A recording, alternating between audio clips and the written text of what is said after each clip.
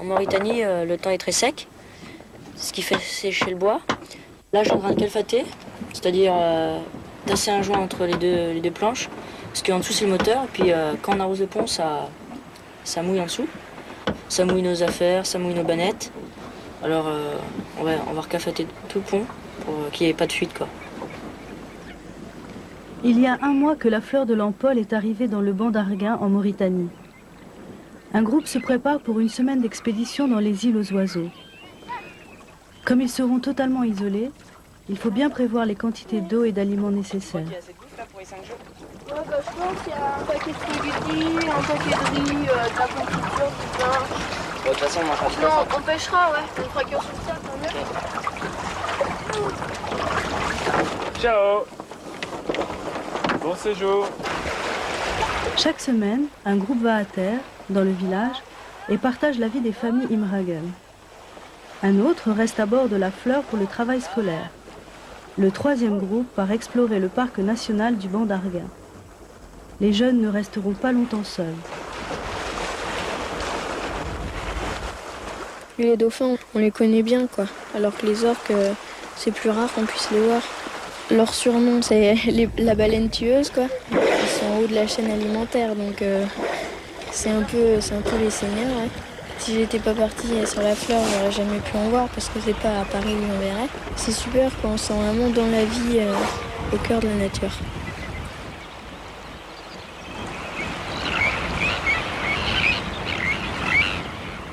Chaque hiver, plus de 2 millions d'oiseaux se rassemblent dans le banc d'Arguin. C'est l'une des plus importantes concentrations d'oiseaux du monde. On y rencontre des pélicans, des flamants roses, des hérons, des cormorans, des bécassines et bien d'autres espèces encore.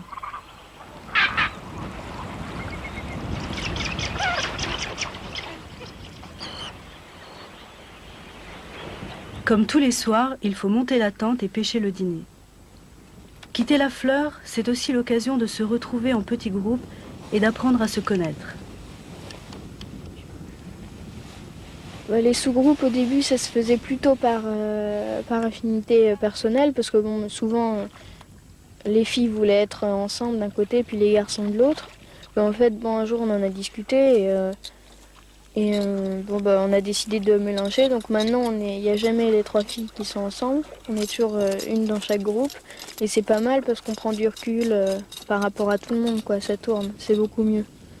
Je pense pas que ce soit très bien de se resserrer dans un petit groupe et de ne voir que ce petit groupe. Le bivouac n'est pas toujours aussi agréable. Comme cette fois où nous nous étions échoués avant de pouvoir trouver un banc de sable sec. Nous sommes juste à côté de l'île d'Arel. C'est là que les pélicans blancs construisent leur nid. Il est interdit d'y accoster pour ne pas les effrayer, car ils risqueraient de piétiner leurs œufs dans la bousculade. La plupart de ces oiseaux viennent d'Europe ou des régions arctiques. Certains ont parcouru plus de 10 000 kilomètres. Au printemps, ils effectueront la migration inverse.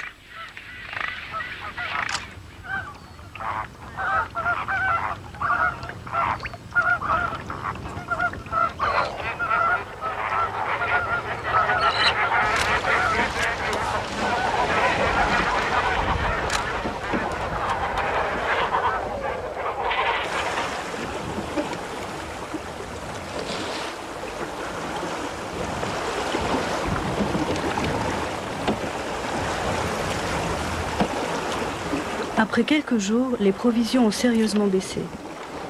Il ne nous reste plus que du riz et les poissons ne mordent pas. C'est l'apprentissage de la survie. Mais rien ne nous arrête. Nous ferons tout de même le détour par la mangrove. Il y a quelques milliers d'années, cette région était un immense delta, avec à la limite du fleuve et de la mer des quantités d'îles couvertes de forêts. Tout ce qu'il en reste, ce sont ces arbres rabougris qui forment une mangrove relique. Letch, je vais planter.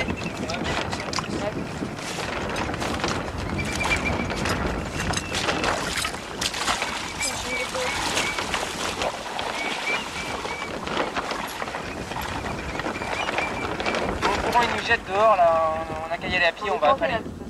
On a qu'à affaler, on va y aller à pied. Ces palétuviers respirent grâce à leurs racines verticales et sont capables de pousser dans l'eau de mer.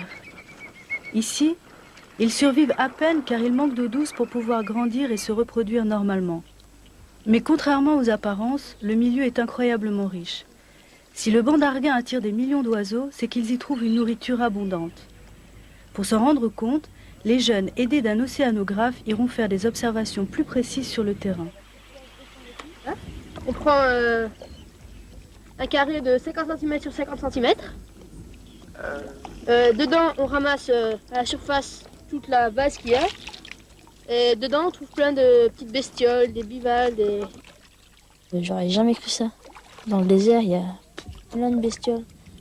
Au bord de l'eau, on voit du sable et quelques coquillages morts. Puis en fait, tu cherches un peu, tu trouves des vers, plein de trucs.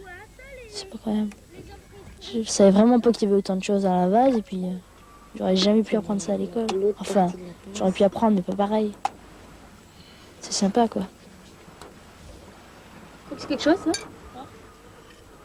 Il y a plein de trucs. Tous ces petits animaux se nourrissent grâce aux herbiers qui recouvrent les vasières. Eux-mêmes servent de nourriture aux oiseaux et aux poissons. L'équipe partie en expédition revient à la fleur et effectue ses dernières observations. Magali et Yann ont fabriqué un filet spécial, à mailles très fines. Il va leur permettre de filtrer de l'eau de mer et de récolter du plancton.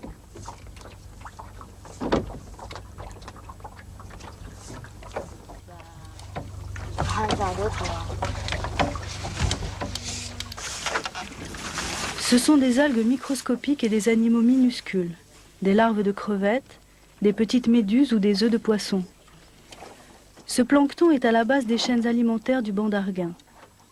Il constitue en effet l'aliment de base pour les coquillages qui vivent dans la vase et pour de nombreuses espèces de poissons. Et dans le banc d'Arguin, comme dans toute chaîne alimentaire, la règle est formelle, tout mangeur sera mangé. Quand un banc de poissons passe près de la fleur, il suffit de jeter les lignes à l'eau pour faire une pêche miraculeuse. C'est un vrai festin qui s'annonce. Faut dire que chez moi, j'ai jamais fait la cuisine. Ici, on s'y met, puis en fait, c'est pas très dur. Je connais les proportions pour 14. Et pour 4, c'est autre chose, quoi. Pas tout le monde aime les carottes, pas tout le monde aime les patates. Faut essayer de varier de temps en temps. Ici, c'est pas trop le problème parce qu'on mange que du riz. Et voilà le boulot. Quand je suis venue ici, au début, je me demandais toujours, même la veille, qu'est-ce que je vais leur faire demain à manger. Il faut que ça leur plaise, il faut qu'il y en ait assez, il faut que ce soit bon. Puis petit à petit, on prend l'habitude de chercher dans les bouquins, de demander aux autres. On s'entraide pour faire des bons petits plats. Mais c'est quand même quelque chose d'assez important parce que le repas, c'est un moment où on est tous ensemble, on peut discuter. C'est un moment agréable, quoi, donc il faut essayer de le soigner. C'est un moment agréable de faire à manger pour les autres parce que tu sais que tu vas leur faire plaisir. Il peut passer l'eau, s'il vous plaît. Qu'est-ce qu'il a mangé, le petit, là? On va faire une petite opération à cœur ouvert. Bah là, on voit le cœur, là, le petit machin rouge qui bat. Costaud, machin.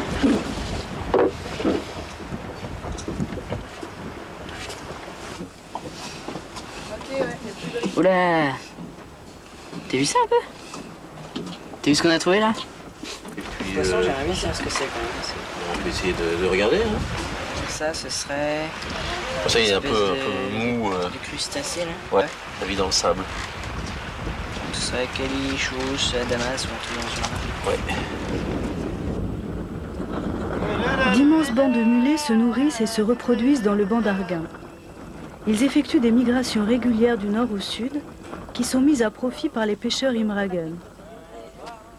Pierre et Arthur sont partis sur le bateau de Bukhari pour observer sa technique de pêche au mulet. Ils s'échouent sur un banc de sable, en apparence identique à tous les autres. C'est là que le père de Bukhari a commencé à pêcher il y a 50 ans, et c'est probablement là que son fils pêchera lui aussi. Il traverse le banc de sable à pied pour ne pas effrayer les poissons. En effet, les mulets ne pourront être capturés que s'ils longent le bord de la plage. Si le coin de pêche est toujours le même, le moment est soigneusement choisi. Bukhari tient compte à la fois de la marée et de la position du soleil. D'après lui, les migrations des mulets obéissent au calendrier musulman. L'explication n'est peut-être que les poissons suivent les phases de la lune. il y avait 3 filets créés avec un filet, un demi-cercle. Dès que le banc de poissons arrivait dans le demi-cercle, fermé, et il y avait 2 autres cercles qui se faisaient autour pour rattraper les poissons qui sautent par-dessus.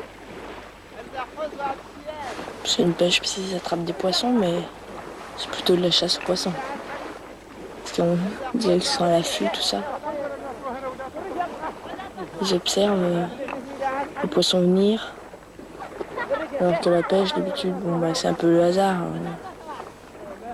Il paraît que comme on est blanc, on nous voit plus dans l'eau, donc on nous interdit de rentrer, quoi. On n'est pas habitué, on ferait trop de bruit, on ne ferait pas ce qu'il faudrait. Le poisson risquerait de faire demi-tour. C'est très impressionnant à voir, surtout qu'en un coup de filet, ils peuvent en prendre une centaine. Ils pêchent à partir de 6 ans, porter ces filets qui sont assez lourds. Un poisson, ça peut aller de 1 à 2 kilos. Donc quand il y en a 50 dans le filet, ça fait pas mal. Il n'y a pas de conflit entre les petits et les adultes. Ils sont égaux.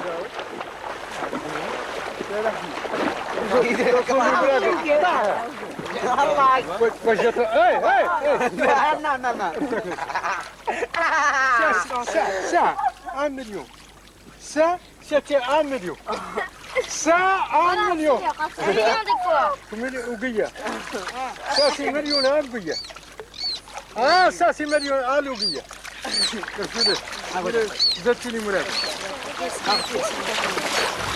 une bonne pêche. Oui, c'est une bonne pêche. Ouais. Oui.